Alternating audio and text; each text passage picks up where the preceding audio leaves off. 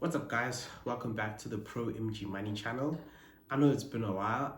Motivation has not been the best lately, but I'm back now. I'm gonna try to put out the same 2 videos a week that I'd promised all along, and let's actually speak to what motivated me to actually come back and do this. During the week, a friend of mine, Dumelo, actually posted something on LinkedIn that sort of reinvigorated my passion or my want to speak about investing. Let's read what he wrote. So he said, a lot of my peers see the value in investing. Okay, so the first thing that you see when you actually get a minimum disclosure sheet is what's the fund's objective. This is probably the most important part, or the part that you need to understand a bit better than any else. It says the objective of the One Invest S&P 500 Infotech feeder ETF is to replicate the S&P 500 capped 35-20 Information Technology Index as closely as possible by utilizing the feeder fund framework. The important thing that you need to know there is that it is trying to replicate a particular index on the S&P 500.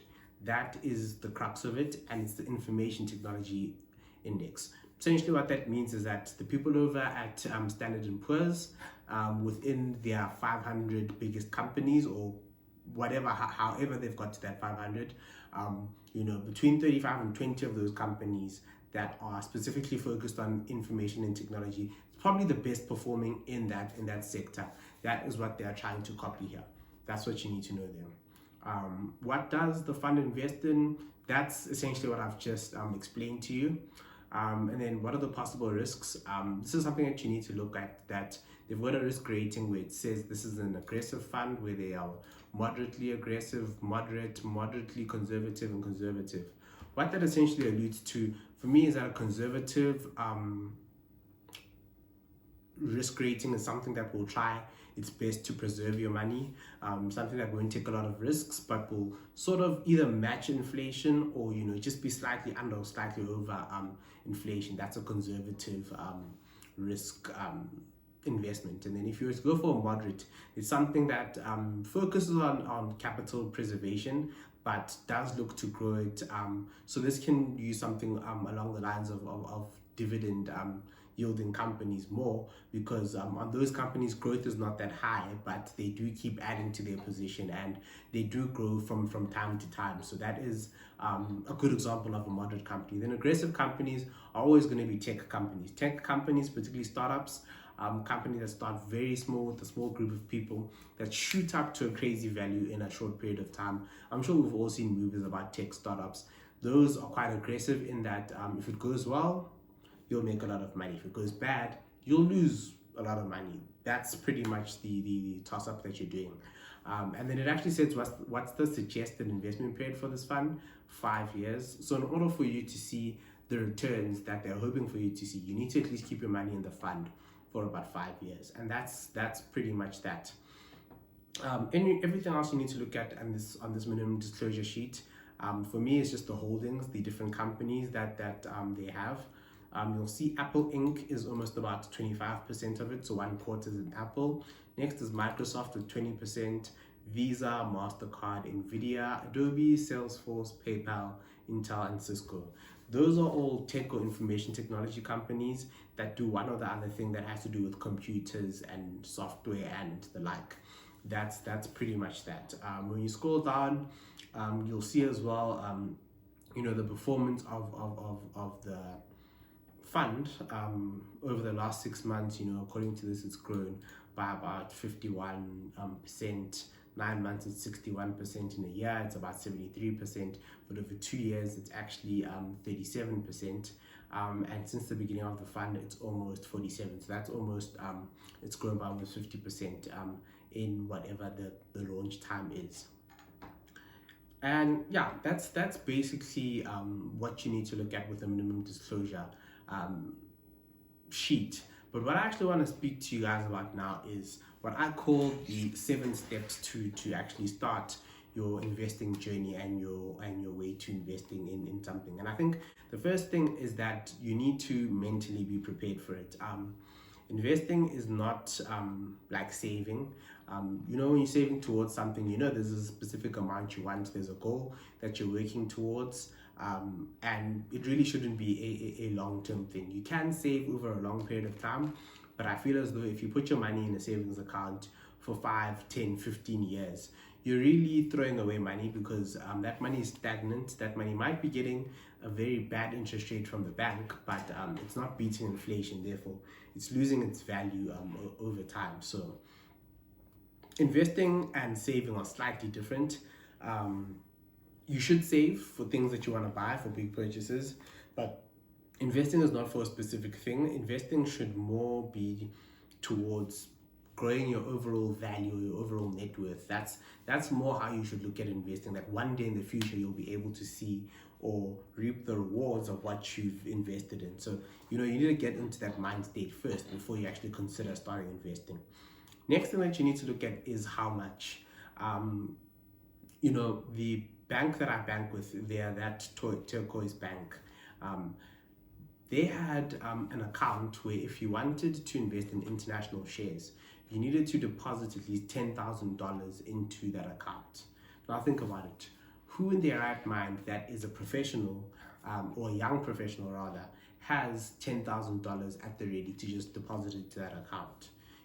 Meaning if I wanted to buy Walmart through them, that's one of the things that I would have needed to have done, was come up with 10,000 Rand, and not 10,000, $10,000. And truth be told, I don't have that kind of money. And you also do need to, use an amount that you're willing to lose, or that you might lose, because this will speak to the next thing, which is you need to determine what your risk appetite is. There's a video that I've made about another platform called Frank, a very bad one in my opinion, where they do a little bit of a risk assessment to sort of determine how they should help you to invest your money. And in that they determine how much you need the money, the time frame, how much risk you're willing to take, and all of that. And I think risk assessments are quite good. I once tried to buy unit trusts from Momentum, and the financial advisor who was advising me actually took me through a whole list of questions where it sort of gave me in the end like a mix of the unit trusts that I should possibly look at investing in according to my risk appetite. Granted, it was really bad suggestions, but what I got from that was that I'm quite an aggressive investor when it comes to what I choose. So that speaks to the point of risk, which I don't know if I mentioned is the third point. That risk, you need to determine what your risk appetite is and then invest accordingly. And this would also speak to how much money you're putting away, because if you're earning 100 Rand and you're investing 100 Rand riskily as well, I think that's very stupid. I think you need to look at long term what you'd like to do, how much you'd like to reach at a conservative interest rate, and sort of plan for that. That's more or less how you need to do it. And then you need to have knowledge about what it is that you're investing in. Just as we've seen here, it's an S&P 500 info index feeder ETF. You need to know one investor, the company who makes it. You need to know the S&P 500 is the Standard & Poor's 500, I think, top companies in America. You need to know infotech is now a specific industry that you're looking at. You're not looking at the greater market. You're focusing on a particular part of the industry. You need to know what an index is. You need to know a feeder. You need to know what an ETF is. These are different things that you need to go out and research for yourself before you actually start. And that's actually the next point, that you need to research on the particular security or derivative or stock or whatever you want to call it. You need to research it extensively, because you can't take your money and put it somewhere, expect it to grow, not knowing exactly how that company is going to do. The platform that Dumelo speaks of, that he says people can use as a start, in their opening video, they actually make mention of someone who goes to eat at Steers, and they're like, yeah, because you eat at Steers, Steers, Famous Brands is the company that owns Steers, therefore you should invest in Steers.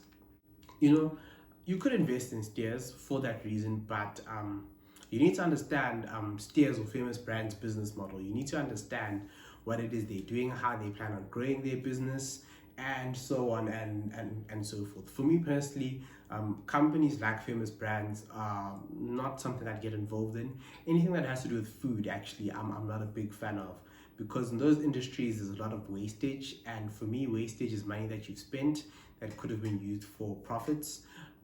So for me personally, something that involves food is not the best thing to do.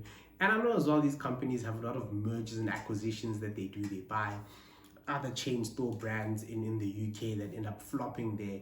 They sell them back to those people and they sort of revive them as they do. So I'm not the biggest fan of food companies or companies that do a lot of mergers and acquisitions, because truth be told, mergers and acquisitions is very complicated, and companies that do it well are few and far between.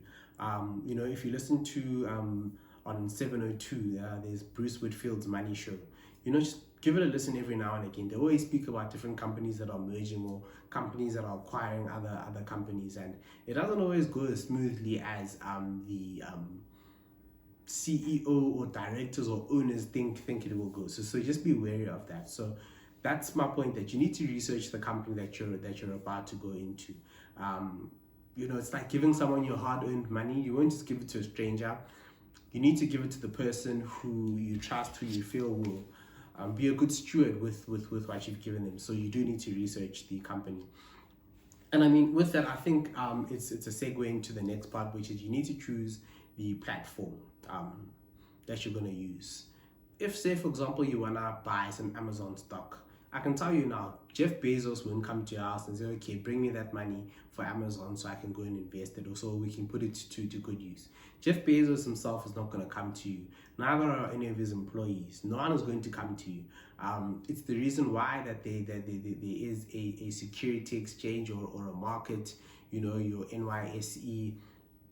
Those exist as a means to help people buy into companies or buy into publicly listed companies, and that's where they're listed.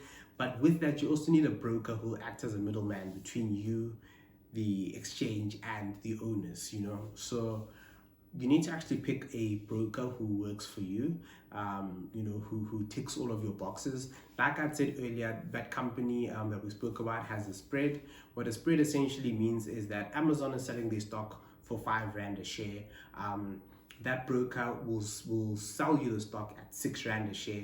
They make their profit here with this extra R1 here. That is essentially what a spread is, where you as the end user or the consumer, you don't actually see it, or you don't actually really feel the difference, because you're none the wiser of the actual price, but they actually do have that, and that's one of the ways that they're able to have their fees be so cheap and affordable. So just be wary of that. On the flip side, that Turquoise Bank again, they local share investor, they Chase eShare Investor, I think it's called. There, it has a monthly account fee of about 84 Rand. 84 Rand is the price for a full-blown gold account at pretty much all of the banks.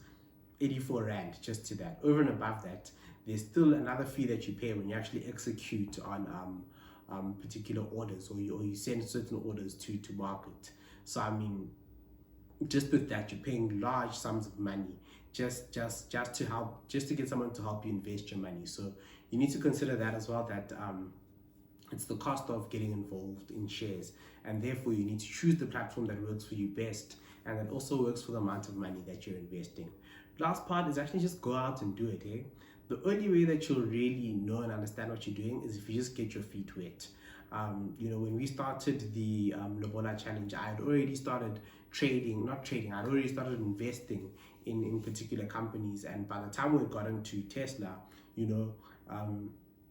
company had already done quite well, but they've gone even further since that. And sometimes you sit down and you say, ish, I maybe should have invested more, I could have put more money, but realizing with hindsight now, yes, I could have put more money in, but I think I've gained a lot more from watching it gradually go up, live through the stock split, and then come back to where it is now. So those are just the basic steps that people need to go over when they would like to invest in something. I think for today I'm going to leave it there. It's good to be back. I'm going to stay back this time, and let's see what else we can put together. For now, stay safe. Let's make this money. See you guys.